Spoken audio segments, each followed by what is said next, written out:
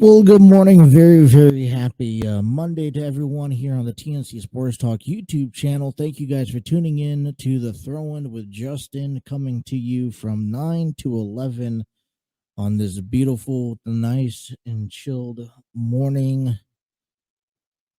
I had to, went to take my daughters to school this morning, and I had to put on a jacket.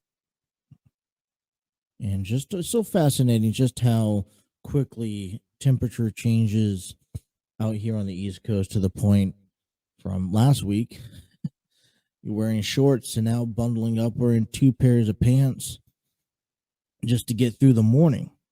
But very, very busy show for you guys today. Very compact 2 hours, kind of recapping everything that's gone over throughout the weekend in the world of sports, anywhere from baseball all the way down to professional wrestling, getting you guys ready for Monday Night Raw. A handful of matches set way scheduled on tonight's match card, so we'll talk about some of that as well. Man, you gotta wake up on a Monday morning kind of feeling a sigh of relief, finally seeing the Bengals pick up their first victory against the New York Jets. And I don't know if I wouldn't say that they're finally where they're at, because I don't think that they're finally where they're at. Just because you have one victory coming out of yesterday's game, 27-12, you're kind of facing, in my opinion, more of a not a more lower team, but more of a incomplete team to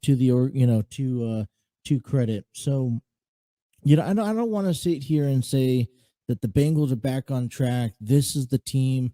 This is the way that they're going to play in order to win the AFC North. This is how they're going to get back into the playoffs, but this is a start. There's the first 2 weeks of the season could have gone either way. They could have easily won, kicked the field goal on week 1 and beat Pittsburgh, and they probably should have, right? And then going into Dallas, I think it would have built a little bit more confidence and a little less pressure of having to pick up with the week 2's victory over Dallas. And I think that's what kind of got to them. Obviously, the offensive line still, not the most ideal scenario you want to see out of the offensive line. There's still plenty of struggles I think that they're going to have to deal with throughout the season. But it was a nice, comfortable win, even though that everything didn't go their way yesterday in the game. It's always nice when you see Cincinnati beat up on Joe Flacco overall. So, I was very pleased in the performance that I saw last night or yesterday during the Bengals and the Jets game. Now, so come to my surprise, I was able to, catch about at least 2/3 or 3/4 of the game of its entirety. And it kind of just, there was moments where it's like, oh, here we go again. Let's get down to the, path. But, you kind of, they remind you that, the defense is really good. They're with everyone healthy on the offense, and that's going to be the issue. I think it's going to become this season is that I don't think that the defense is going to have a problem. I think the problem with the defense is when it comes down to longevity, or when you get into week 13 and so forth, trying to keep everyone healthy, trying to keep everyone energized and motivated and playing aggressive, especially in the long stretch, getting into January. I think, going into the season, losing the first game, really having to pick up the pace in game number two, and then obviously showing stuff this week, and then come to surprise, who do you get to face in about 4 days in the Miami Dolphins, who are undefeated, and I wouldn't take the Miami Dolphins as a team to face or to tread on lightly, but we'll, there's you still gotta, go into Thursday night football on a short week. Both teams come off a victory, and we're gonna get to get a chance to dive into that more. But I was satisfied with the first win of the season for the Bengals. Obviously, like I said, first 2 weeks could have gone either way. I'm glad that they finally picked up a victory. We talked about the emphasis last week, how important, just how important it was for the Bengals to pick up this victory, because with the Browns going 2-1, with the Ravens going 2-1, all right, you don't want to play the catch-up game, being back 2 games on in the division. So picking up a game here, you're still in last place. You're still behind the Steelers, but I think you're starting to make some progression. Just a victory alone like this can help build some influence, or can help influence a season and its longevity. So, we're gonna get into some of the recaps later on today. We'll talk some Bengals and Jets. We'll take a look at around the division, and over the next few days, we're planning on talking about the some of the key importance, because like I say every week, another round of surprises of games that just really mind boggled you. It should have been one way, and it turned out to be another way.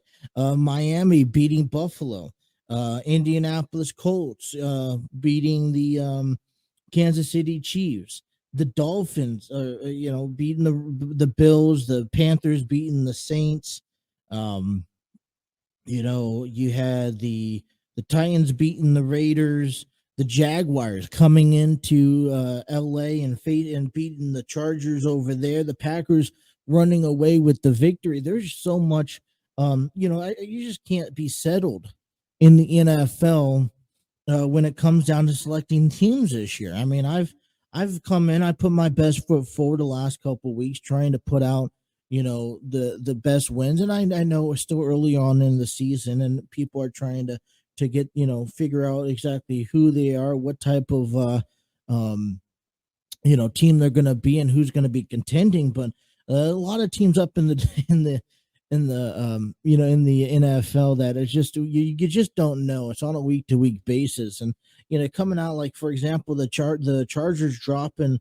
I know Justin Herbert was injured, but listen, kudos to them. I don't know if this was a smart decision letting Justin Herbert play.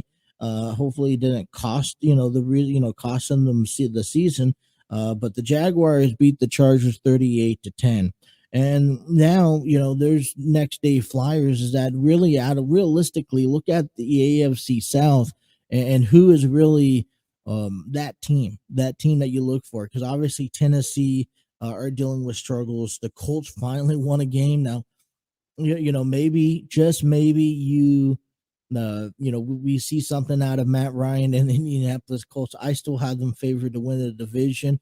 But then you don't have nothing. I mean, then you got the Houston Texans. And, for the last decade, I will say, I'll go on a limb, you had the AFC South that kind of been a notorious, just a downgraded division. And they have always been a division where, you struggle to have a winning team. Even there's been numerous of playoffs where the teams win the division by going playing 500 football, and so is this the year? Also, is this another year that they continue in playing 500 football? So we'll talk about some NFL today, taking you guys up until 11 o'clock. I want to go out there and just congratulate.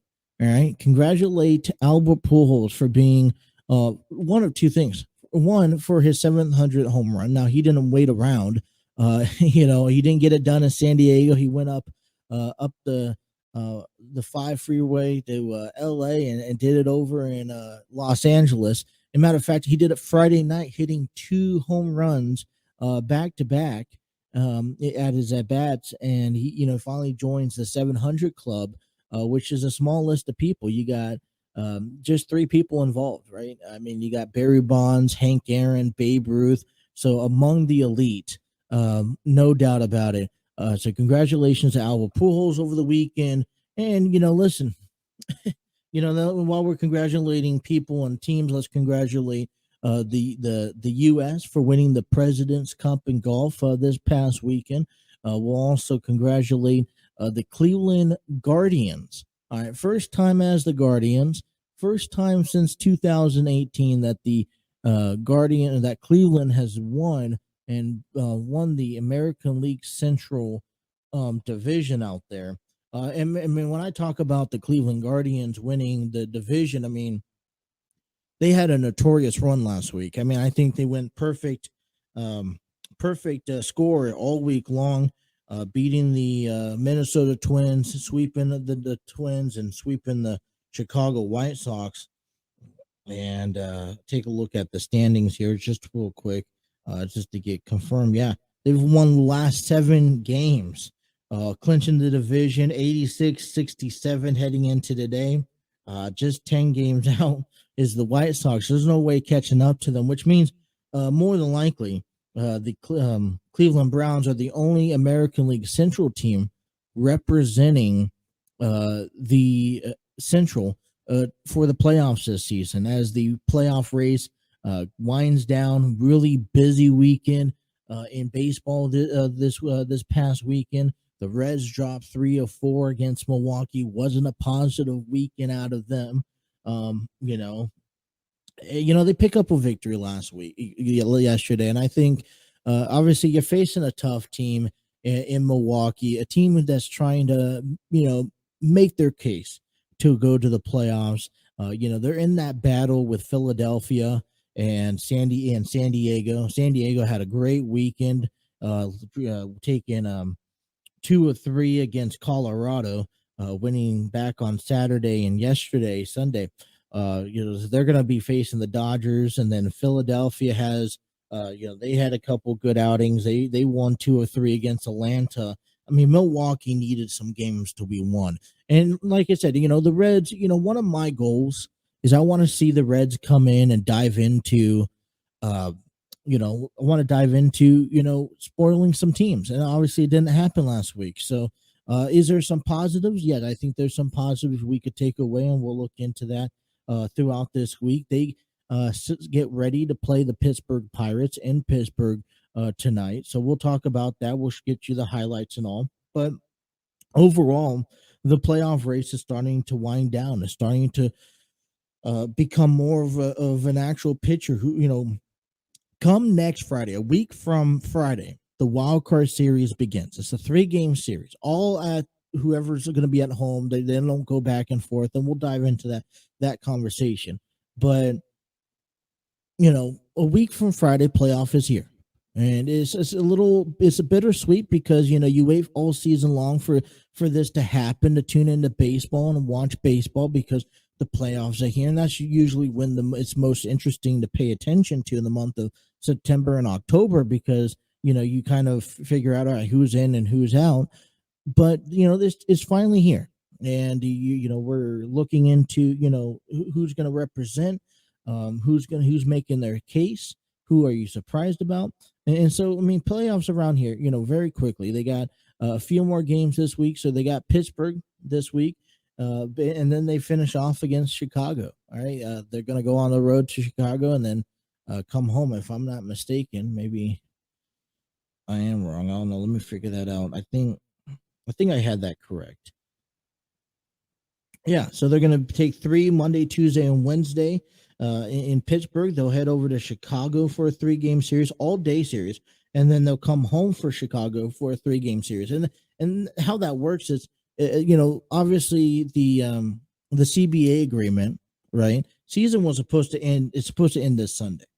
But with the whole the lockdown and the delay of baseball this year, what they did was implement. They had like 2 series that they had to catch up on. So one of the series was enforced throughout the season, and then I believe and then one of the series was pushed into the last week of the last three week of baseball, which is the last three games that you see here. So that's dated back to the beginning of the season.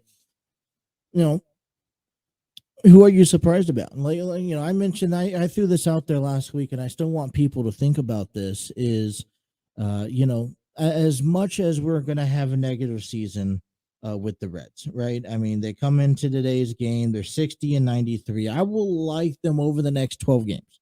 I will like them to avoid 7 losses. What does that include? Well, that includes taking the series out of Pittsburgh, at least taking one of the 2 series out of Chicago. It just has to happen. But I would like to see the Reds not lose 100 games. Right? We're beyond the whole let's play some spoiler and let's play some sabotage to some of these playoff teams, right? Pittsburgh, Chicago's not into it. I would like to see Cincinnati, with the young talent that they have and the resumes that the young talents have to prove for next season. Right? Let's see them not lose 7 games this week. Is that possible? So we'll talk about some Major League Baseball, get you the wild card pitcher standing, the playoff pitcher, high school football and college football. A couple of things going out there. Just a busy world of sports over this past weekend. We'll cover a lot of that. And let's not forget about professional wrestling, right? AEW Rampage special 2-hour event last night. Back on Friday. All right, you had it was the wrap up of Grand Slam. You got to see Jungle Boy taking on Ray Phoenix, 1-on-1 match, fantastic. We'll talk a little bit about that.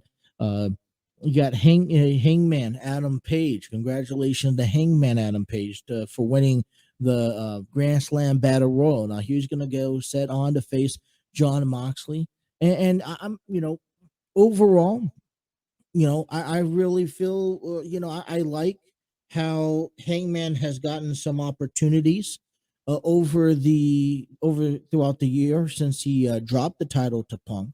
I was never a fan of one dropping the title to Punk. Okay. And Hangman, when CM Punk got hurt the first time, Hangman Page was never involved into crowning the interim champion. You would think on the top of your head that you would at least have the former AEW World Champion, all right, just after dropping it within a week, right, less than a week, the former AEW champion would be considered as a contender in a interim championship role.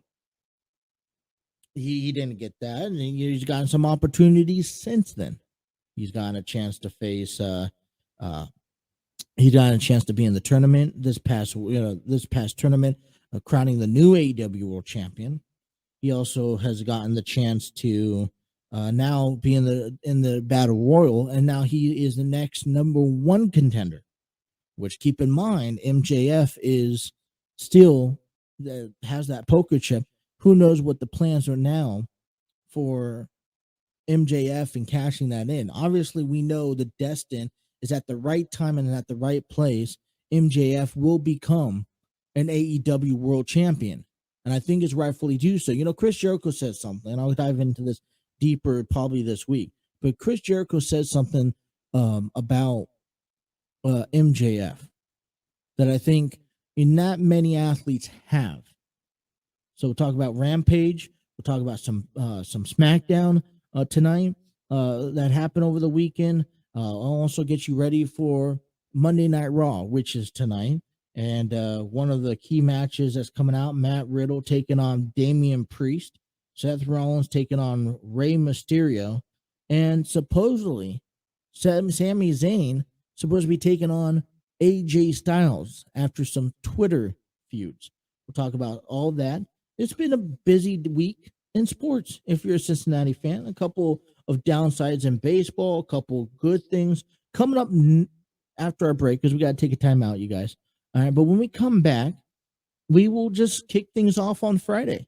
Got some high school football, some SmackDown, some Rampage, a lot to talk about. plus NFL, baseball, and more. You guys are listening to The Throne with Justin here on the TNC Sports Talk YouTube channel. Take you guys up until 11 o'clock. Good morning. We'll take a break. We'll be right back here on the TNC Sports Talk YouTube channel. Pujols sends one in the air. It's deep to left. Taylor's back at the wall. It's 700. Albert Pujols has joined the 700 home run club.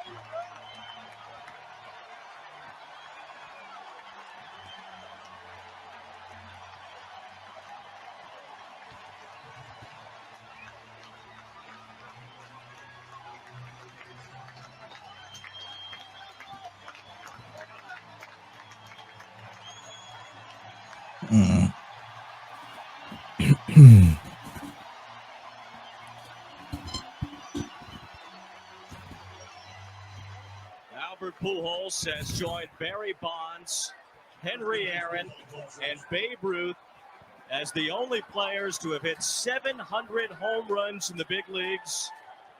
He hit 699 and 700 in the same game in back-to-back innings. He has driven in 5 runs.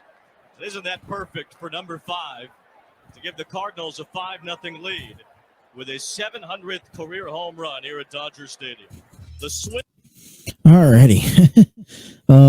It's a memorable moment, and it was involved into an 11-0 Cardinal victory.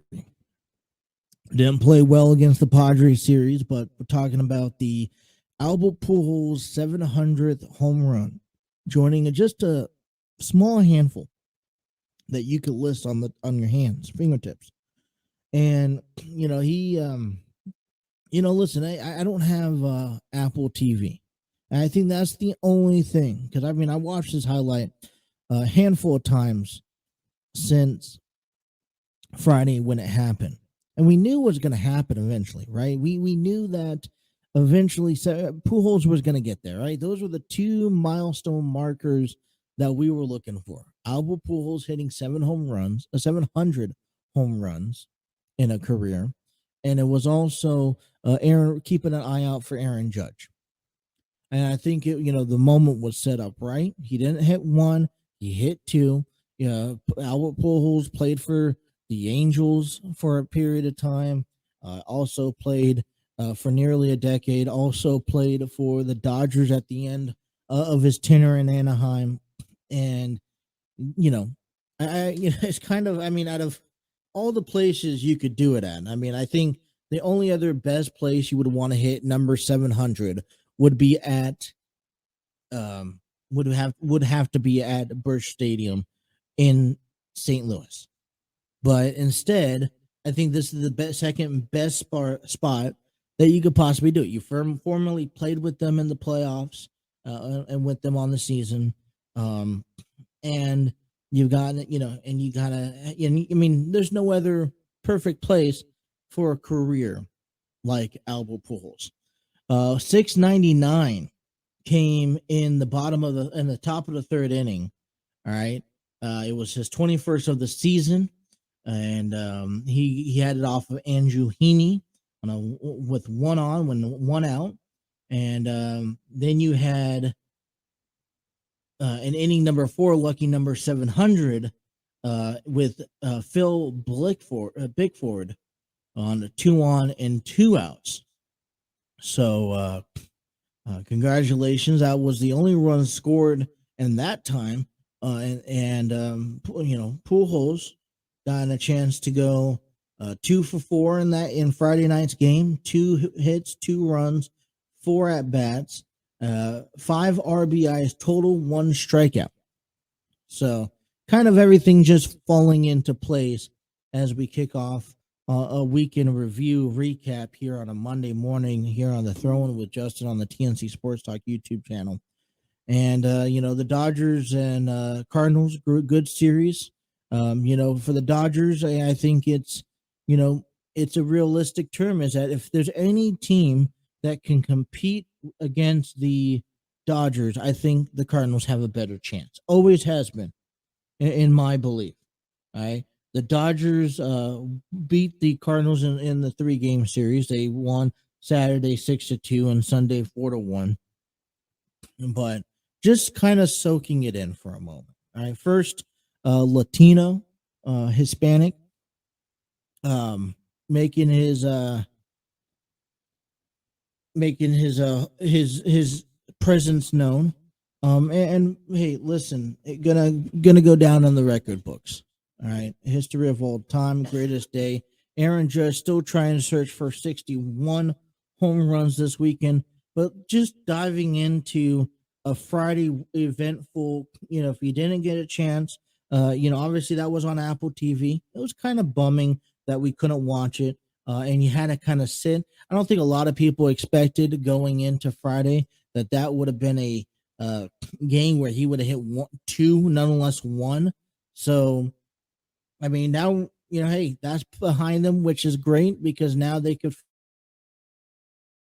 focus in on getting ready for the postseason if they either have to face the Phillies or if they have to face the Padres or even the Milwaukee Brewers. Well, taking on some Friday night sports as well, some high school sports coming around. Like I mentioned, we want to pick out a few good teams on Friday nights, talk about just some scores. The ranked number 1, Archbishop, came into the game against LaSalle 5-0, and LaSalle was 2-3. Number 1 taking on number 25, and you really clearly saw the reason why the one's 1 and one's 25 as Archbishop defeat LaSalle 47-14. You had a couple really good. Number 2, Lakota West 5-0, also taking on another 2-3. Ranked number 4, Hamilton. This was probably as much stretch, but I think there's more precedence over shutting out a number 24 ranked team, Hamilton, 38-30. There was a couple of key games, a couple of good, more rivalry games going on. You had Saint Xavier 2-3 to number 5 Saint Xavier, and that's 2-3. That took on number 3 Elder. So that was 4-1. Elder just blew them out of the water here. 42-10 final score. More of a closer matchup in Fairfield taking on Princeton. Both sitting around the same record, 5-0, 4-1. Number 6 versus number 7. Well, Princeton upset Fairfield 28-14. And then we dived on into the ranked number 11, Covington. Like I said, just a few teams that we looked at here. Covington, because that big boy that we talked about earlier last week, and see if I get that name again for you. And William Rodriguez, Covington went in 4-1. They beat Cooper 14-7. More of a closer game, but a win nonetheless. And then we take a look over at our good friends at Armchair Booking and number 23, Western Brown, Drew Novak, highlight of the year. Western Brown 4-1 takes on New England back on Friday, defeats them by 16 points, 36-20. Congratulations to Western Browns. So some great high school football stuff going on here around town, around the league that leads you up. I mean, listen, you kind of, I got a chance to kind of scroll through the phone, try to find out some highlights, trying to find out some deals, looked into the Max Prep report that happens every Friday night that you could check out, and it kind of just sets you up for a good weekend in the world of football. And that's not all that happened on a Friday. We had Rampage and we had SmackDown. So we're going to talk a little bit about AEW Rampage as the conclusion of Grand Slam.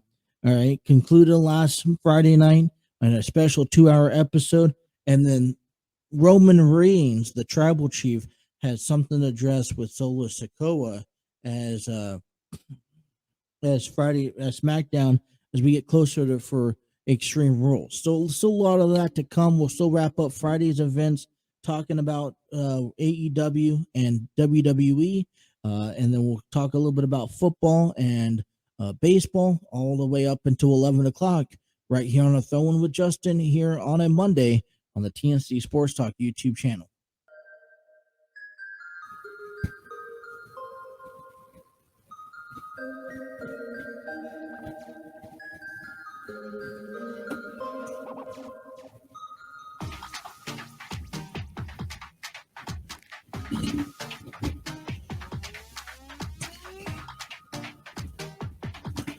.42 here on the TNC Sports Talk YouTube channel. The Throwing with Justin, any episode on the TNC Sports Talk YouTube channel, is given to you thanks to StreamYard Studios, the proud home of the TNC Sports Talk YouTube channel here, where you can create your podcast, YouTube videos, host virtual business meetings, and even conduct your own interviews. Check out their free version today at StreamYard.com. Alrighty, kicking off another week. Still wrapping up the weekend here in the world of sports. Diving into a Monday here, taking you back to Friday. I told you there was a lot of sports going on. You guys didn't. Maybe you guys believe me. Maybe you guys didn't. I don't know what you guys catch out. What did you guys talk about? Did you guys watch a lot of football? Did you guys watch a lot of baseball this weekend? Like I said, there was plenty of games I told you about. Listen, AEW Rampage was on last night, back on Friday, wrapping up they were wrapping up a 2-hour special on Grand Slam, when it was an impactful schedule. I mean, I knew there were some matches I was already knowing. That was a week prior. Darby Allin and Sting taking on the Black of House. And then you had Jungle Boy that was promoted, taking on Rey Fenix. Then you had Wardlow and Samoa Joe taking on Tony Nese and Josh Woods. So, I mean, there was already impactful matches. Now, I mean, obviously it's distinct, right? There were matches that probably just didn't belong on a program like that. That's why it was on a Rampage. Nothing was too exciting, in my opinion. Nothing really overemphasized why you wanted to watch it, other than it was a 2-night. You just didn't know what was happening, what could have happened on the program. And then I think the only thing that really sparked me was the 25-man battle royal, because we wanted to see who was Jon Moxley's first opponent after becoming, once again, AEW World Champion. Right? And yeah, MJF has that poker chip, which he could cash in at any time, anywhere. Right? But, you kind of want to know, okay, so Jon Moxley was supposed to take a 6 to 7 week vacation, didn't do that. He comes back, he skips his vacation, becomes champion again, which I thought maybe, and just maybe, Bryan Danielson last week was going to win the title so that Moxley could have some time off, right? But it didn't work that case. Instead, you had Moxley win, which, I mean, there's nothing good, nothing to it. All right, congratulations to Jon Moxley. I think anyone holding that title right now in AEW is one of the Blackpool Combat Club members. So there's nothing wrong with Jon Moxley holding the AEW World Champion. It's better than CM Punk holding that title. But I mean, in my opinion, I just have other people up front. It kind of changes the image a little bit. And I think right now, knowing that, John Moxley, AEW is about to head into Cincinnati within a month, in just a matter of fact, a few weeks, you kind of want to have Moxley representing the AEW World Champion in AEW and be a big event. People will go crazy.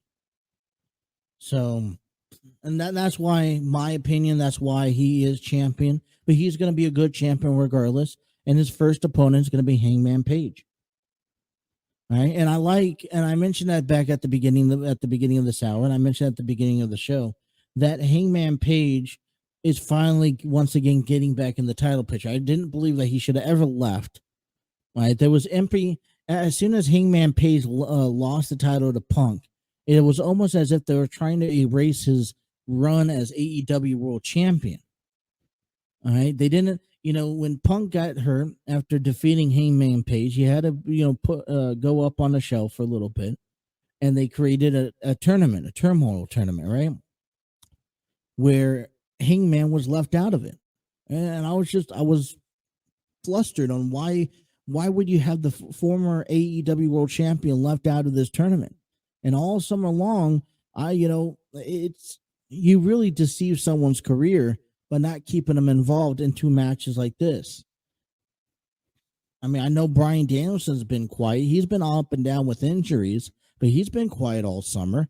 Putting him in this tournament gives him that extra edge. Now what you're doing, what you did with this tournament, is that you re-highlighted those key talented guys who's like, this is my focus point. This is who I'm putting my money, who I'm putting on the screen, because this is where my money's going. That was guys like Sammy Guevara, because you can't doubt that Sammy Guevara is not doing a good job. He had another incredible match with Eddie Kingston. Well, I mean, even though it was a shortened match, but you take a look at Bryan Danielson. You take a look at Chris Jericho. That's why they put the Ring of Honor championship on him. Right? I mean, doesn't he not, is he not one of the top guys in the industry, and especially in AEW?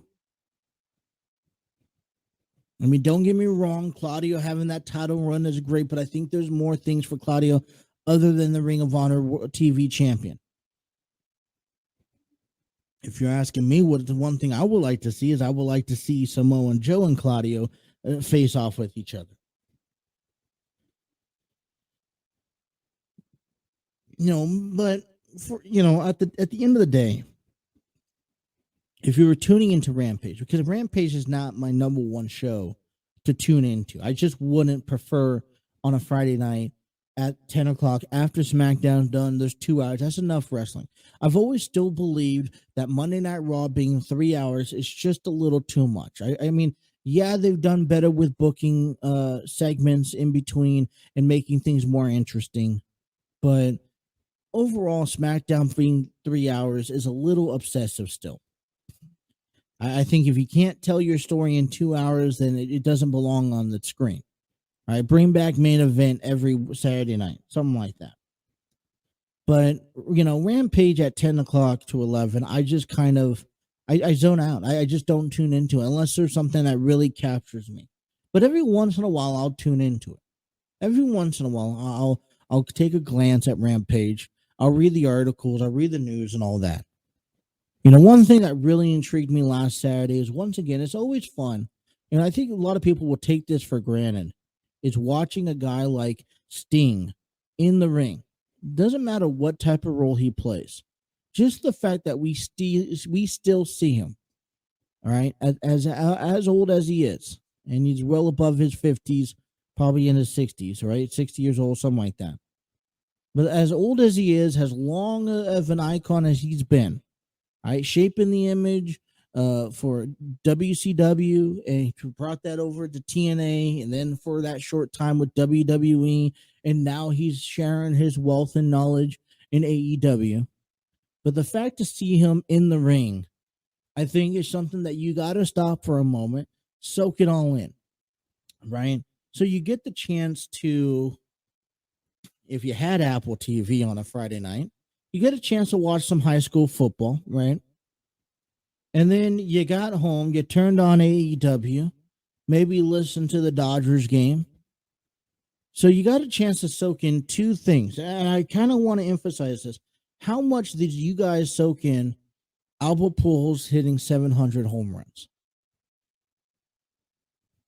How much did you soak in Sting in a match last night, Friday night? What I want you to do, I think this is crucial. Even every time you see badass Billy Gunn in a ring competing, every time you see Paul Wright in the ring competing, right? Every time you see Saraya, because you know the injuries have come and gone. Every time that you see, Randy Orton or you see Edge, these older icons, I think it's time to stop, take a step back, and smell those roses. Because once again, Sting, although it's been more limited of what he's been able to do, I think AEW works well around it. All right, and he was the highlight of the show. He got a chance to pin and pin Buddy and take on that victory. So although he didn't maybe do all the high flying moves and the spectaculars, he's still moving around with these young guys. And that's the perfect example on why Saraya fits perfectly in WWE. That's the perfect reason why Bryan Danielson fits perfectly in WWE. These guys who are probably more cautious about their injuries and their health. I think AEW, probably been saying WWE, AEW, apologize, but AEW fits perfectly with these guys. Saraya fits perfectly in AEW because what you saw on Friday with Sting. They're going to be used according to their health. I don't think AEW ever wants to overwork any athletes. I don't think WWE wants to do that either. But they really have the roster so that you don't have to go back and forth. Right? You don't have to choose who, you don't have to sit there and be forced to go out there each and every Friday and put on an event. See, Sting could have a few 1 or 2 weeks in a row where he has to go put on a match. And then there's a lot of other nights, okay, for the next month or so, where he's just going to be able to be a sideline or come out when it pleased. So Ray is going to be able to do the same thing. And I think that's what works well for them. But then here's my counter argument to that, because it's never a one-win battle with these things. Because I was reading an article this past weekend over Ember Moon, I just know Anitha, Athena, whatever. I call it Ember Moon because that's what I know her by. I don't, but I've seen her, there was an article about her saying that she doesn't want to get lost in the mix. And I've been talking about this since day one. I mean, I think even AEW talent has talked about this since day one, especially the veterans. It is you are very easily capable of getting mixed inside all of that mess up there in AEW, where if you're not in that spotlight and they're not pushing you directly, you're just getting tossed in when and where just to fill in shoes, you're going to be left behind. And so right now, what some of these AEW stars are going through is, where's my place? Okay, you guys have this rounded roster. You have this talent that's been building for a couple years now. You have all these championships on the line. But then where do I fit into that picture? Well, you're trying to put the Jeff Hardys and the Stings and the Chris Jerichos out there. And then you're going to try to put the John Moxleys, Bryan Danielsons, MJFs out there. And then you get to Wardlow and Samoa Joe and Ricky Starks in the worlds. Dr. Britt Baker's at top with Thunder Rosa and Jade Cargill. And I tell you, without a title for, and so you just wonder, with a lot of these athletes. Where do they quite fit? Right? If you are not in that picture, you're not at the top, you're not competing week in and week out on Dynamite, on Rampage. Dark doesn't do anything for you anymore. If you're not on Dynamite, you're not on Rampage, what are you doing? Where do you fit inside AEW?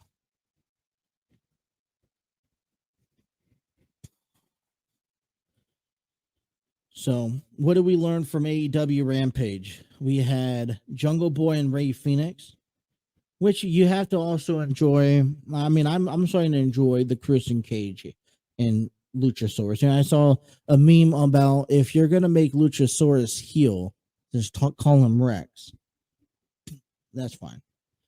I mean, what I liked most about this what took place on Friday night with Jungle Boy Christian Cage is that Christian Cage and Luchasaurus didn't do anything until after the match. So you did, I mean, although you were sitting on the edge, and if you've been paying attention to this feud, you were sitting around waiting for something to happen with Christian or Luchasaurus. But realistically, you saw Jungle Boy take on Rey Fenix in a simple one-on-one matchup, and it was a clean fight. And it wasn't until after the match where Christian Cage and Luchasaurus comes down and beats down Jungle Boy, warning him just basically, hey, don't show up. You're done. We're going to end you. And I feel, you're starting to feel this, getting behind Jungle Boy like you've always have. But you're also building heat on Christian, which I love this 1-2 punch combination. So congratulations to Hangman Adam Page. Congratulations to Sting. I want to say that. I want to also, once again, congratulate to Albert Pujols for winning, for hitting the 700th home run. Congratulate the Cleveland Guardians for winning the American League Central.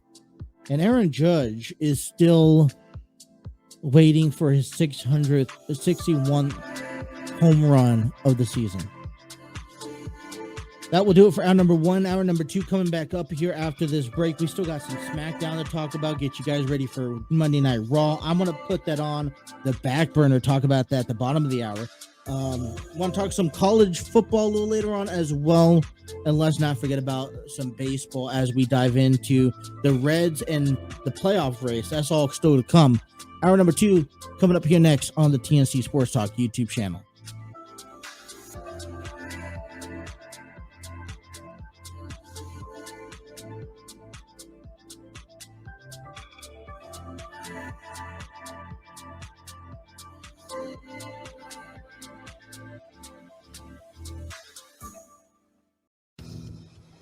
They get Freddie Peralta today and expect a shorter start from him, Vinny.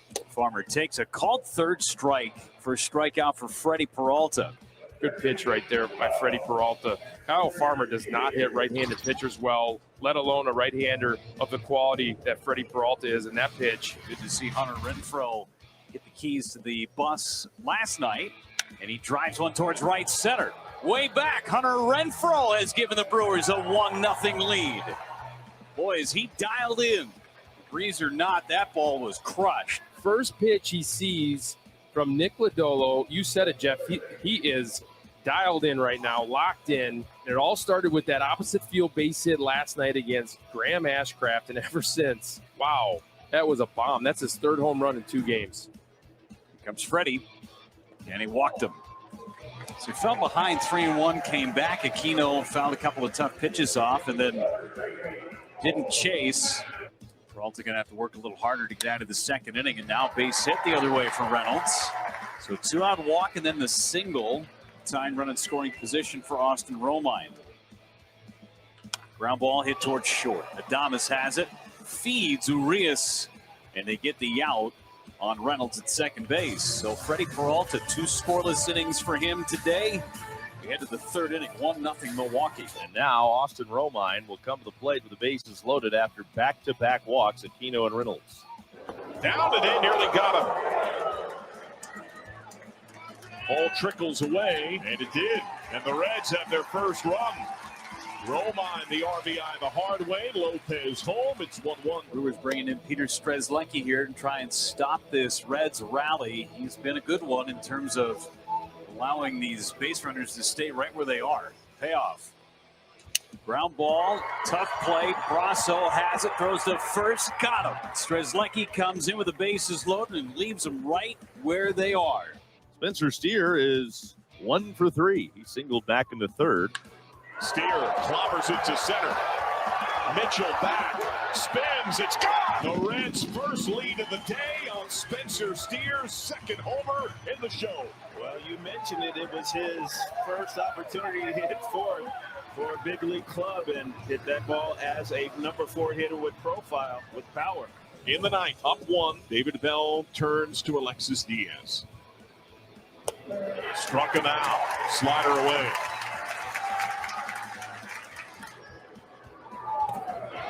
Struck him out. Romine lobs down to first, completes the put out 2-3. There it is. Alexis Diaz strikes out the side, a perfect ninth.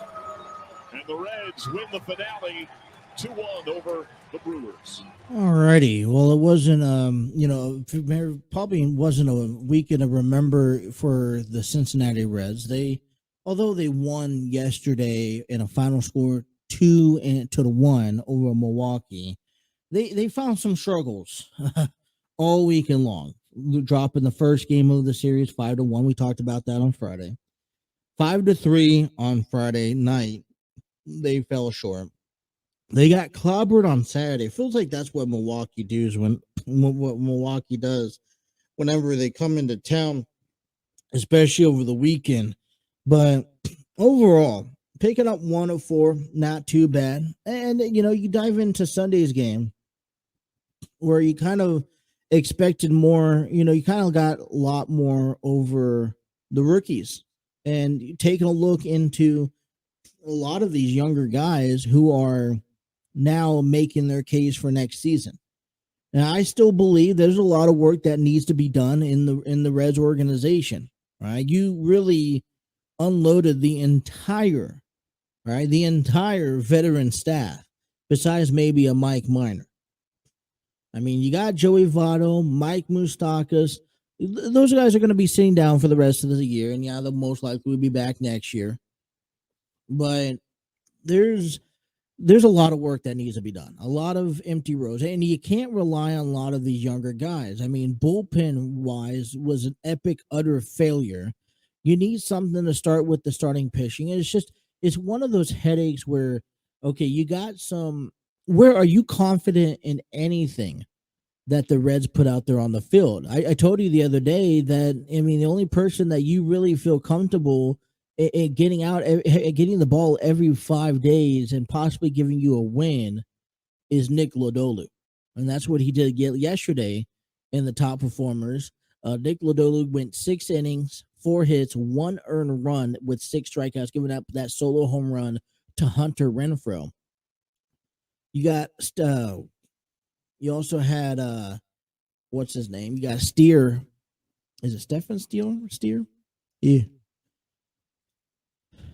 Let's pull that up. Yeah, Spencer Steer, my bad. I mean, he went 2 for 4, home run, an RBI, and a run. I mean, 1 home run for both teams. That's what really said it all. Brewers lost. They put up 1 run, 5 hits, 1 error, with 3 left on base, no stolen bases, 9 total base left on, and pretty much matched up as the Reds put 2 runs in, 6 hits, a home run, 10 men left on base, 10 men at bat. What is this? 1 home run, 3 left on base, 1 error. The Reds, 2 runs, 6 hits, 1 home run, 8 men left on base with no errors. Excuse me. Brewers gained a 1 game in the wild card after a 3-1 road trip. Pretty much all it's said and done. So now the Reds, although they picked up the victory, and you're kind of right back to where we've all started. Right now we got 12 more games left. You got today, tomorrow, and Wednesday against the Pirates. You got 3 beginning on Friday, all-day games in Chicago. Friday, Saturday, and Sunday all begin at 2:20 Eastern Time against the Cubs. And then you got 3 home games next Monday, Tuesday, and Wednesday to finish off the season. And so you're glad that the season is practically done with. You're glad that you don't have to face the Cardinals no more. You're glad that you could take a step back, get into the conference rooms, and start figuring out just how you're going to put a winning team on this next season. Because there's a lot of things changing next year. You got, the shift is being eliminated, the pitch clock is being enforced, and then you got to worry about facing all 29 other teams next year. And I will tell you this, that listen, you want people to go to the games, and I get that, and you're going to get people to go to the games. That's just the nature of the beast. Cincinnati is a sports city. Right? There's nothing else really going on in the luxury riverbed of Cincinnati other than sports. Baseball, football, even the Cyclones. Even soccer. That FC Cincinnati will be playing tomorrow, a chance to get into the playoffs for MLS, Major League Soccer. And we'll talk about that a little bit more tomorrow. But you want to bring up guys, you're bringing up guys. You're going to need some veterans with those guys that can help give you some sort of advantage going into the regular season. But no, you gotta find a way to come out of finish off the season strong over the next 12 games. The Reds are sitting at 60-93, and I asked you guys earlier, can the Reds, what does the Reds have to do in order to avoid losing 100 games? That's 7 games away, and I'm sure that the Reds could lose 100 games. I'm confident. I'm going to stay confident. As the people around here probably know, I don't care. I'm going to stay confident. What does that mean? What do you have to do? You can't drop 6 against Chicago this weekend. You can't drop the series to Pittsburgh this week. Pittsburgh's 3 games away from losing 100 games. Let's go into this series that begins tonight at PNC Park.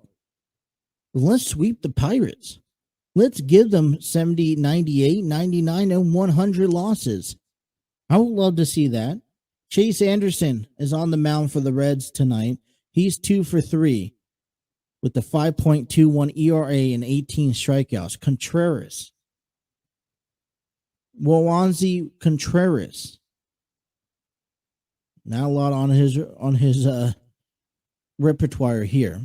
He's 5-5, 3.68 ERAs in 88 innings pitched, 84 strikeouts on the record. Last game pitched was 5 days ago against the Yankees in New York, where he lost, giving up 6 hits and 6 runs, 2 walks, and 10 strikeouts in 4.2 of an inning. So the Pirates are really going to give him that shot to go out there and go as long as possible, or as long as he needs. And if he's striking out people, he can put up the runs. They're not going to take him out right away. So that game begins at 6:35 tonight. Okay, with the Pirates sitting at 56-97, dead last into the AL Central. Reds are in 4th place. Chicago Cubs are in 3rd. And coming up later on today, you got the Washington Nationals hosting the Atlanta Braves. New York Yankees taking on the Toronto Blue Jays. Baltimore Orioles taking on the Boston Red Sox.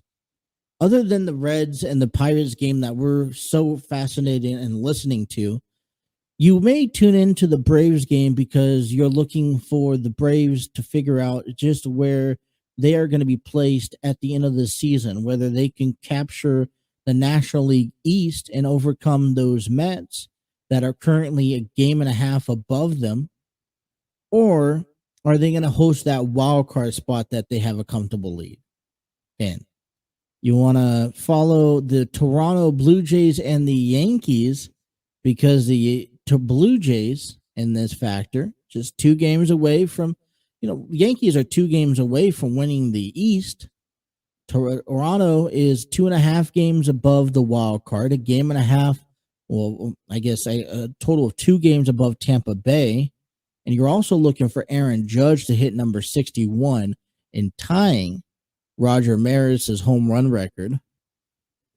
Or you may tune into Baltimore this weekend, or this week, today, who are now 4 games out of Seattle in the wild card race.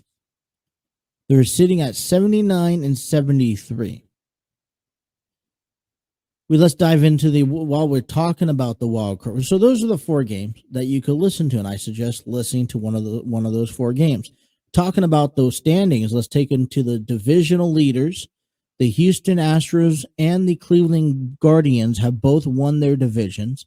The Yankees are just 2 games aside from winning the East, with Toronto sitting 8.5 games back.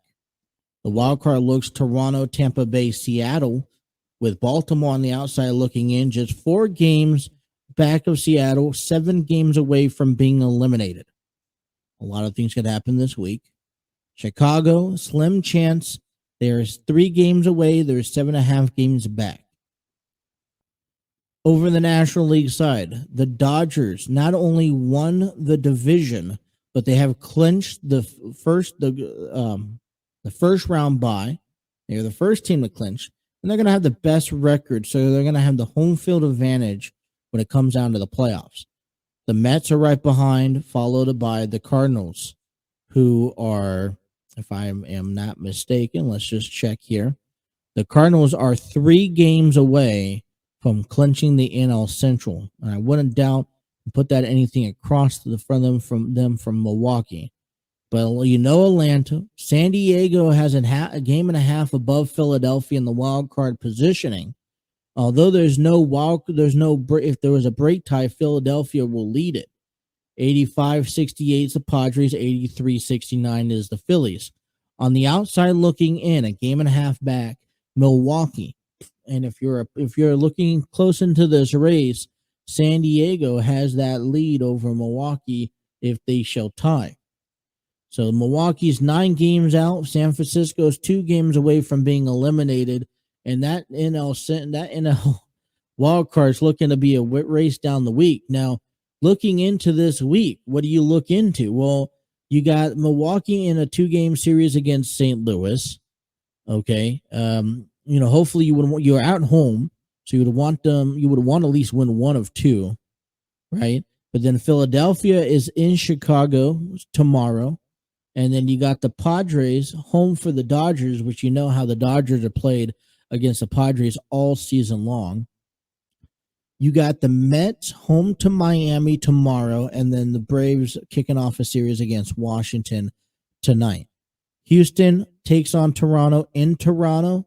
Well, the Cleveland tomorrow, Tampa Bay will be in Cleveland facing the Guardians. And Seattle is taking on Texas at home. And Baltimore begins their series tonight in Boston. So those are what is coming up here over the next few days, looking into the wild card position. So, hey, listen, it's last week and a half of baseball, right? At least of regular season. I'm hoping by Friday we could come with a more clearer vision on what the postseason looks like. But I'm pretty certain by the end of this week we're gonna see who's gonna be in the close, who's gonna be, probably the division winners at least, and then the last few wild card games may not be decided until next Monday, if not next Wednesday or Thursday. But baseball is looking to be shaping up as a good scenario, good season here as we wind down, which that's what you want, right? I mean. You kind of go into the stretch where baseball is boring and the longevity and all, And I get that. It is. You can't deny it. But then you get into, well, you got the the playoffs in here. That's when baseball is really, really good. So that's looking out tonight. Reds and Pirates tonight. We're going to take a break, step away. We'll talk some Bengals football as they beat the New York Jets for the first win on the season, putting them 2-1. Jets go down 2-1, 27-12. We'll get you the highlights. That's still to come, taking you up until 11 here on the TNC Sports Talk YouTube channel. 3rd and 9 for the Bengals. Just underway here in the opening quarter. Burrow steps into it, delivers along the sideline, and T. Higgins has got it for a first down in a matchup with DJ Reed. With another shot here. Burrow tries to get out of it, buys time, throws, touchdown! P-Ryan on the receiving end, and the Bengals cash in. Lose the challenge, and the Jets did pretty much everything correct, except Joe Burrow ultimately made them wrong by his move. First Jets rookie with a 100-yard receiving game and 2 touchdowns. Flacco in stride, and it's Wilson. The rookie continues to flash. Man will hold it. Hennessy, the snapper. From 50 yards away, Zerline. He knocks it through. Jets are on the board. A much better showing from those guys up front.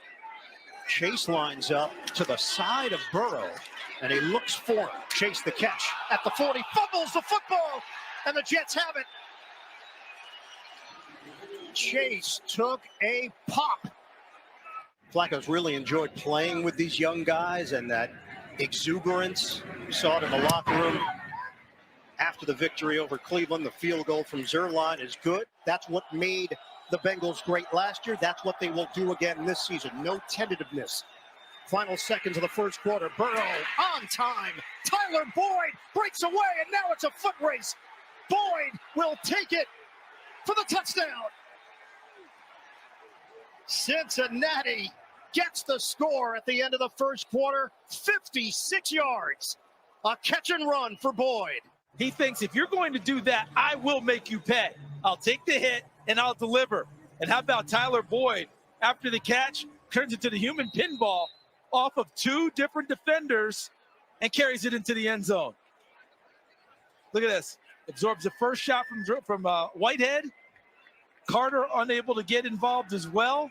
And then Boyd's off. Michael Carter now in the backfield. They'll rotate between Carter, the second-year running back from North Carolina, and the rookie Breece Hall.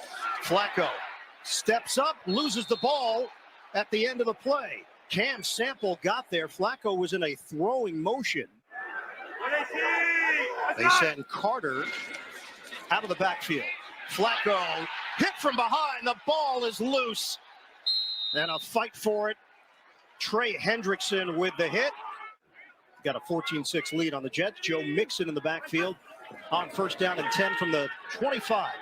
Burrow pushing it downfield. The deep shot caught by Higgins.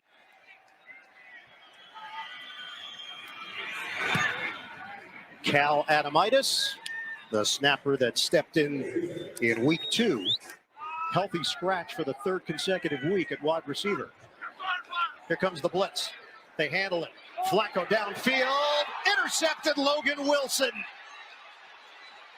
Returning for Cincinnati. Wilson takes the sideline and he's still going.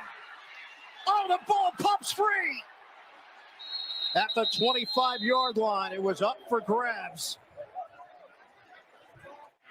And it just didn't work out. The overtime loss to Pittsburgh. McPherson has been fantastic, though, in his short career. 43-yarder. Drifting through. Formerly with the Rams and the Cowboys. The kick from 52 yards away. He's got it. Flag thrown at the 34. 3rd down and 4. Flacco hit from behind. The ball appeared to pop free, and the Bengals have it. Hendrickson with the hit. And B.J. Hill on the recovery. Burrow on 3rd and goal. Burrow hooks a pass. Wide open. Chase. Touchdown. Bengals. And Chase running free. You see the hit at the end there that Burrow takes. But he'll do that all day long for a wide open receiver. Final score, Tennessee getting the win. The Vols in a great atmosphere. Just, he might be a little salty. Flacco up top. Big hit. And Corey Davis holds on to the football. He's made a couple of field goals of 50 or more yards. First time he's done that in the same game since 2015. Zerline's kick is through. They wanted to keep the ball in front, make you check it down, and rally up and tackle. Good break it there. And it's Hall for a first down across the 30-yard line. As you can see, the Jets are lined up now in their 5-wide formation. And once again, Trey Hendrickson off the edge, just like we've been seeing all game long. Caught him one-on-one again. It's 4th and 1. Knocked up in the air, intercepted, game over. Alrighty. Well, you can sit there and draw the conclusions as much as you want, but I think it's fair enough to say that, you could kind of now breathe as a Cincinnati Bengal fan for picking up the first victory on the season. They move 1-2. The Jets are going down to 2-2. And I don't want to say, I don't want to jump to conclusions and say, yeah, this is where the Bengals need to be at. This is where they deserve to be at. And they finally found the rhythm back on Sunday, right? I mean, the comparisons for total yardage, 330 to 328, right? When you look at the total penalty, it was 5 to 4, 30. I mean, less yardage, 25 more points for the Jets. Total time of possessions, they had 32 minutes to 27. I mean, so overall, the Bengals were as even as the Jets. You get down to more of the individual stats, right? You got Joe Flacco over there, 28 for 52. This is more of a passing team, and when you get behind, you can't establish the run, right? You kind of get that pressure where you have to start passing the ball when you're down, right? And that's what ends up happening for a team like the New York Jets, and they don't have all that great people. I mean, listen, Copeland, all right, 8 receptions, 84 yards. All right, Wilson, 6 receptions, 60 yards. Wasn't that bad. Tyler Boyd, man, on that point, right? Tyler Boyd, 4 receptions, 105 yards. Higgins followed by him with 593. Chase only has 6 receptions, but for 28, scored a touchdown. All right, the rushing wasn't all that great. They only went, Perrine went 47, Mixon went 24 yards and 12 carries. So the run game was stopped by the Jets defense. It was the passing game. And what it was is that I don't know if there's been adjustments because, Burrow got hit plenty of times again on Sunday. I'll be the first person to tell you that Burrow was, I wasn't pleased how many times Burrow got hit. But you know what you did is that the defenders, I believe that the Jets were sending more guys up to the line, therefore most likely being able to leave a guy wide open.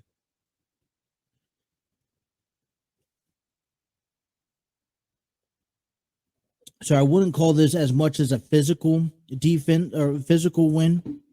I'm just gonna be up in the air about it. I don't quite know. I'm not believing yet in the Bengals. Yeah, they had a strong defense. They held the Jets to a 12-point lead.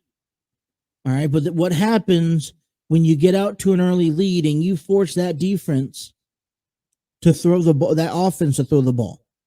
Right, when you force Joe Flacco to sit there in the pocket and have to throw, and then you go man on man, and your man on man coverage is better than the man on man coverage for the offense. You find yourself being able to get to Joe Flacco more because he's going to have to sit in the pocket longer, and that's where the Bengals defense succeeds at. Right, is the coverage within each other, right? Keeping those guys spread out among the field when no one's able to get to them, whether it's in zone, whether it's in man coverage, bringing the right amount of pressure. They've seen that in all 3 games. And the 3 games that the Bengals should have won. But how much of the offensive success that Joe Burrow had, let's be honest. Yeah, I didn't say it's time to hit the panic button.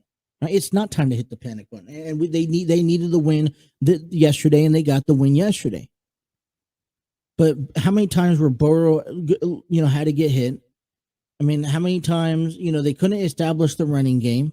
And I consider on a simple team like the Jets, because if a team could come in there and stop the running game, and they, and it's going to be a good team like the Packers or the Buccaneers or the Chiefs or the Bills, you ain't beating them this time around.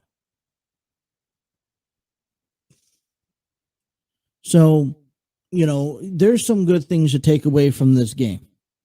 All right, they won the game. You got to go back home. You're going to have a short week. You got to go face the Dolphins, right? On a Thursday night football, which I couldn't find last week with the Steelers and the Browns.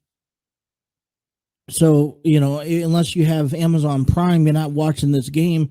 If so, please find it. Tell me where I can find this game other than Amazon Prime and YouTube. But you're going to go face the Dolphins that are 3-0. All right, the Dolphins that beat the Buffalo Bills. Now, I'm not saying anything special about the Dolphins. All right, and I'm not saying that the Jets are bad. I'm not saying the Dolphins are good. I think there was a lot of it's said this past weekend when the Dolphins beat the Bills 21-19. This is talking about just a week ago how they murdered the Tennessee Titans. They fall short to the Dolphins. And I don't know. I'm not quite yet to believe that the Dolphins are going to run away with this division. I still feel that it's very early to tell. Josh Allen, it's only 1 game. But when you make bold statements last week, and you got to eat your words, right? That's just how it is. When you make bold statements like the Bills and the Chiefs are those teams to be forced to be reckoned with. These are the 2 greatest NFL teams right now in the league, and they go on to both lose because Bills lose to the Dolphins, and let's not forget that the Chiefs lost to the Colts this past weekend as well. So there's a lot to be said. Yet again, any given Sunday, and I think that's a climax to be made in every football year from here on out until proven otherwise. The Panthers beat the Saints. We'll talk a little. The Colts beat the Chiefs, giving them their first loss. They're 1-1-1. You got another upset in the Titans beating the Raiders. Raiders being the only team 0-3. The Jaguars beating the Chargers 38-10. The Falcons beating the Seahawks. The Packers beating the Buccaneers. And the 49ers losing to Denver Broncos. And you think about that. I was actually looking this up, and I may have it on my phone. I want to check into that because Jimmy Garoppolo finally gets his contract extension, and this is what he gets paid for, right? He gets paid just for being inactive on the roster, right? He'll get roughly $29,000 in a bonus money for the entire season. Garoppolo can earn up to $500,000 per game roster bonus, expected to earn $500,000. That's how much he's expected. All right, perks of being a starter. For every game where Garoppolo takes at least 25% of the snaps at quarterback, he'll get a bonus of $250,000. That means he made $250,000 in week 2, and if he stays healthy, he'll be getting $250,000 bonus for each game or for each of the next 15 games checks. Expected to get about $4 million. And then winning payoffs. On top of the $250,000 Garoppolo will get, he'll also get $100,000 if the 49ers win any game where he plays at least 25% of the snaps for the purpose of the exercise, we'll say if the Niners win 10 games, you expected to get $1 million. This is a guy who was a second-string quarterback about 2 weeks ago. Trey Lance gets hurt. He comes up and now negotiates something big. And then he drops the first game that he finally gets to start against the Broncos. 11-10. For me, it's a piss-poor game in Denver. And that's just my saying. We'll dive more into the NFL around the league tomorrow and Wednesday. Like I said, the Bengals start the short week here as they get prepared for the Dolphins that are 3-0. Tonight, Monday Night Football, MetLife Stadium. You saw the Jets yesterday. Now you get to see the Giants, who are 2-0, to go up against the Cowboys, which I believe, if I'm not mistaken, Dak Prescott's still uncertain here to play. So I believe, in my opinion, I think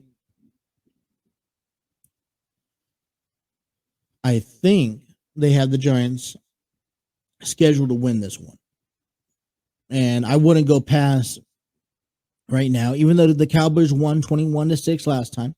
A lot of things have changed the previous time. So I say that the Giants are going to win this one. I won't put my money on it until I see Dak Prescott back. So we'll look into that. That's on ESPN. And then something that also came out, hearing the stories about, all right, here's the Super Bowl, who's going to perform at the Super Bowl. It's been announced over the weekend that that Rihanna will be performing at the Super Bowl halftime show. There was also an article that said that Taylor Swift is going to be also performing. I don't know the combinations. I would love to figure that out, the details out. I'm not going to buy too much into that until later on in the season. Not really too big about it, other than the actual game. But here's also that came out this morning I thought to share before the break. The league announces Monday that the 2023 Pro Bowl will be re-imaged, as a Pro Bowl games. The event will be a week-long celebration of skills featured an exciting new format that spotlight flag football.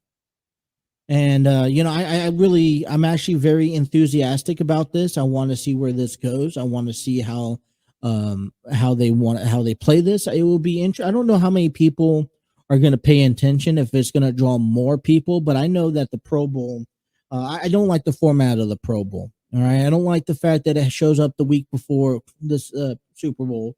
I don't like the fact that whoever represents the Super Bowl, the two teams that represent the Super Bowl can't have their Pro Bowl elections be announced.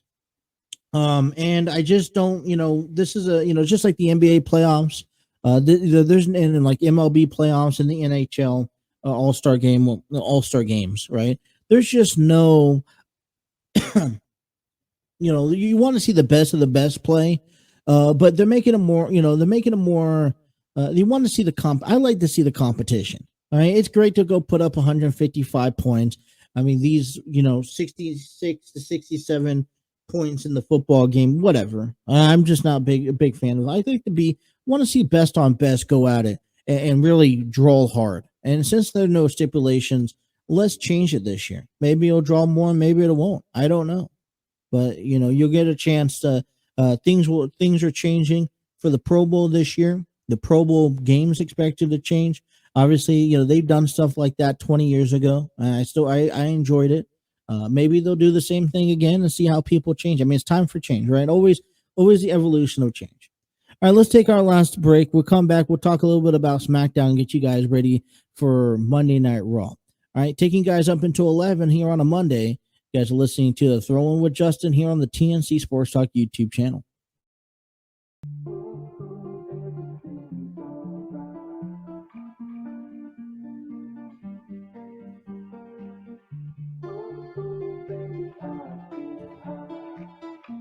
.45 here on the TNC Sports Talk YouTube channel. Discover your world-class artists, composers, and bands. Find the perfect soundtrack and give your social media accounts the music they deserve. Epidemic Sound is a royalty-free music link and is the TNC Sports Talk is proud to be using Epidemic Sound. For more information, check out epidemicsound.com.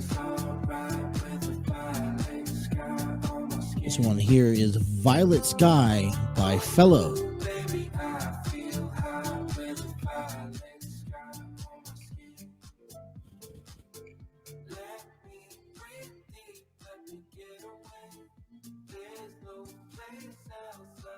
Just kicking things off on a Monday. Like to get a little slower start as we dive into everything that happened over the weekend, as we get into Monday Night Raw tonight, as we take a look at baseball, football, and we'll dive a lot deeper into these sports. NHL kicked off this past weekend in a preseason exhibition, and I'm trying to almost figure out, okay, do we cover NHL?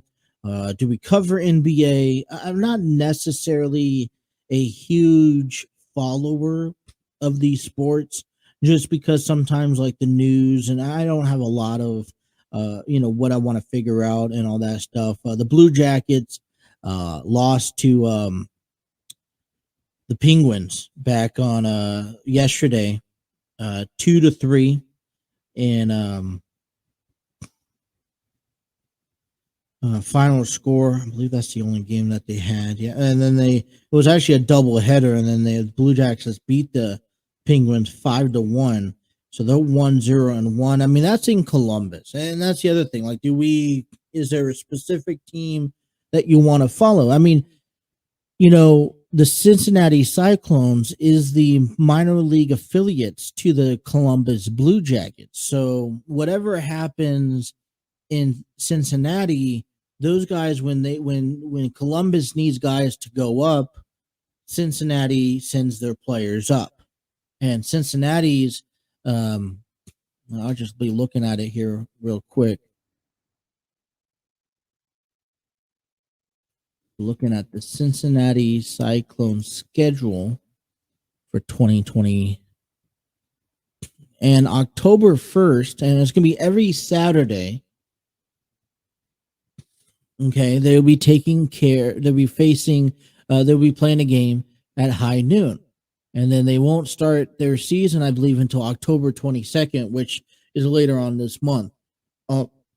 They kick things off against the Comets, and then they go over to the Wings, and then they go over to the Nailers on Friday before facing the Heartlanders on the 29th. And that's the October schedule. So, I mean, our Cincinnati Cyclones hockey is playing here just in less than a month. And you got the NHL with the Columbus Blue Jackets beginning also here in just a few weeks also. So I don't know how I'm going to play that yet. Hopefully things come about and we can figure something out and how we want to address that. Okay, same thing with the NBA. Do we follow the Cleveland Cavaliers, or do we just follow general basketball information and news? I kind of follow like the Anaheim Ducks, the Los Angeles Kings. So it's just a new territory to follow a new team, especially in a sport that you're not familiarized. I like to follow the Clippers and the Lakers. Well, I mean, I also follow the Celtics. They're not in Cincinnati, or they're not even nearby. So I don't know. We'll figure that out over the next couple of weeks. But listen, WWE, Monday Night Raw is coming off tonight. And before we talk about Monday Night Raw, we kind of have to bring up a little bit of what happened on SmackDown last night, back on Friday, because, the Brawling Brutes got their title shot against the Usos, where Imperium surprises and tags the Brawling Brutes, costing them the SmackDown tag team titles.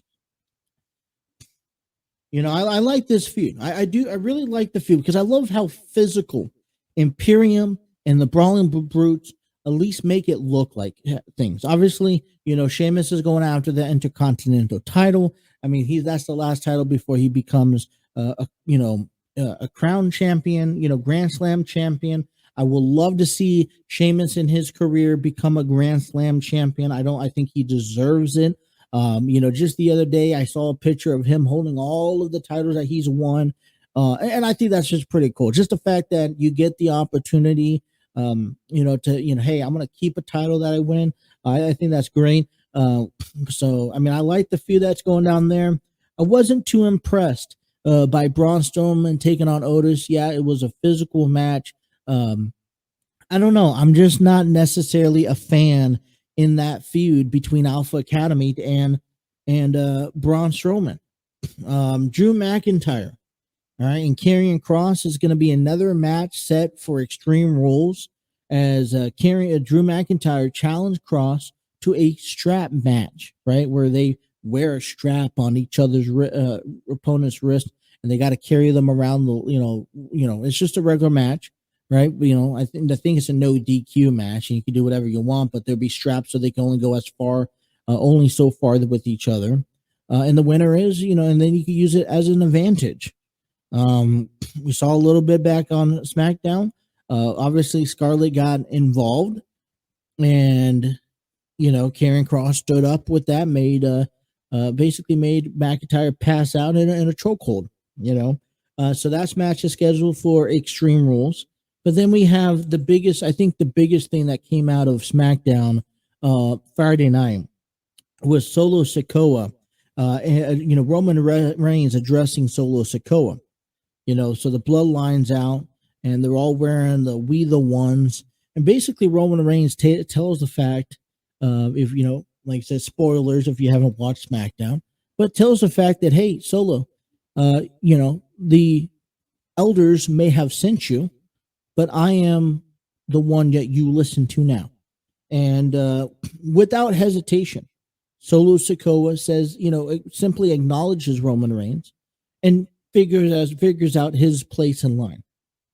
There's a whole conspiracy that Solo's going to go on and win the Intercontinental title and then go on and win the United States title. And I strongly, I don't know. I mean, is Solo Sikoa's arrival to this bloodline a little too late to the party? I mean, is he a little too late to the party? I'm at the point where this bloodline is at the peak of their run, right? They have all the titles. They've been holding that since WrestleMania.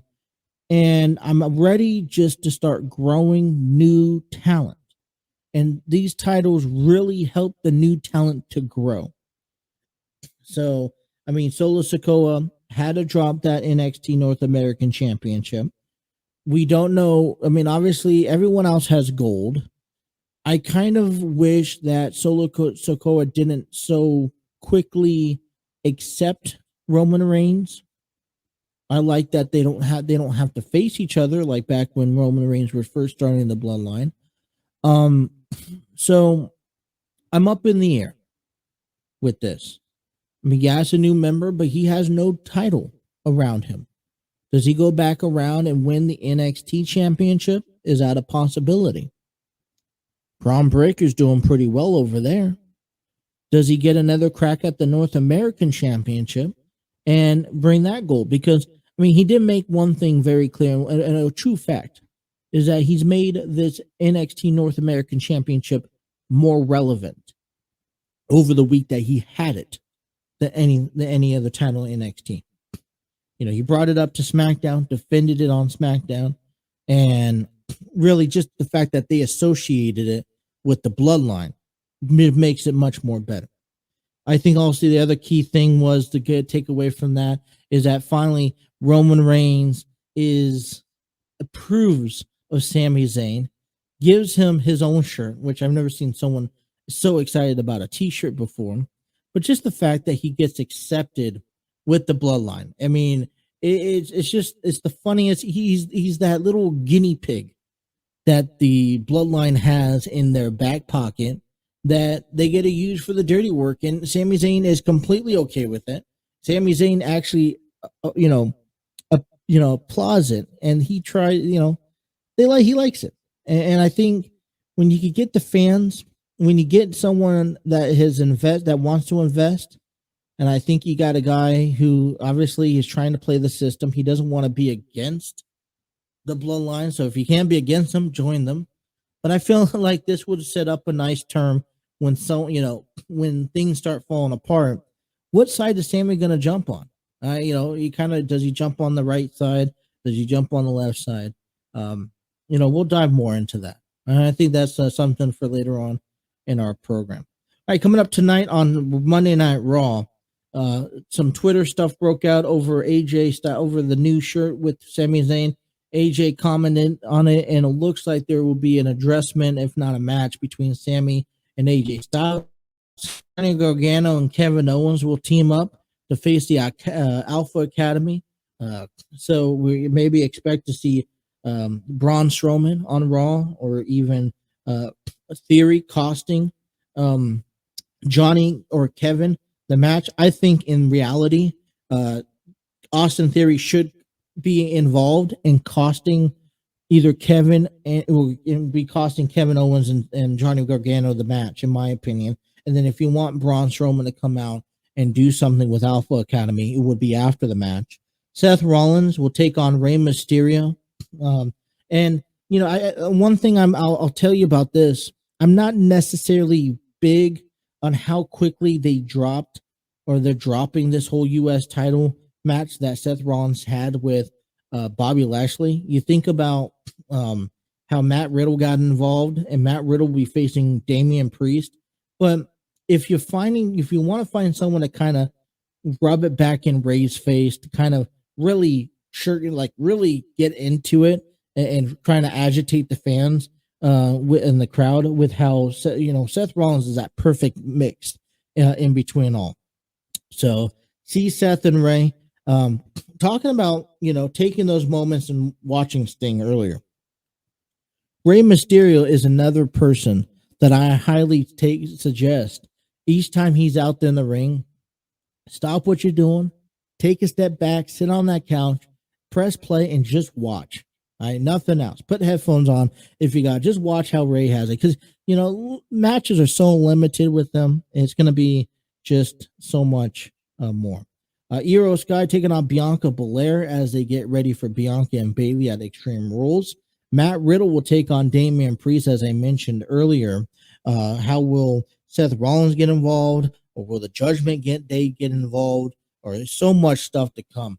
I'm excited to see the Judgment Day once again trying to make their impact on Raw. They've been doing really well, taking care of business and kind of being the center focus on Monday Night Raw. So we'll look into that, see if that plays out. A lot more to come. We'll be back again tomorrow from 9 to 11. I mean, listen, hey, it's a Monday. We're getting going. I'm excited for this week. Baseball, Reds and Pirates, 6:35. Monday Night Raw tonight, and Monday Night Football, Giants and Cowboys. So that's it for coming up from here. I'm Justin. You guys are listening to The Throw-In. Until tomorrow, you guys. I'll talk to you guys later. You guys, take care.